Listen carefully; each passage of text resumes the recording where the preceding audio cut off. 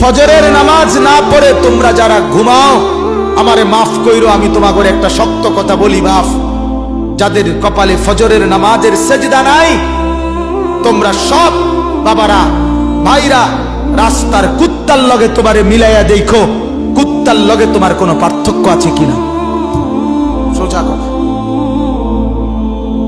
কুত্তার সাথে মিলাই দেখো, কুত্তার লগে, কুত্তার লগে। ওই জানোয়ার শুধু ঘুমায়, ওই জানোয়ার পেশাব পায়খানা করে, ওই জানোয়ার খাবার খায়, ওই জানোয়ার যৌবনের যৌন চাহিদা পূরণ করে। তুমি জানোয়ার একই রকম, ওই জানোয়ার সেজদা ছাড়া জাগলো, তুমি জানোয়ারও সেজদা ছাড়া জাগলা।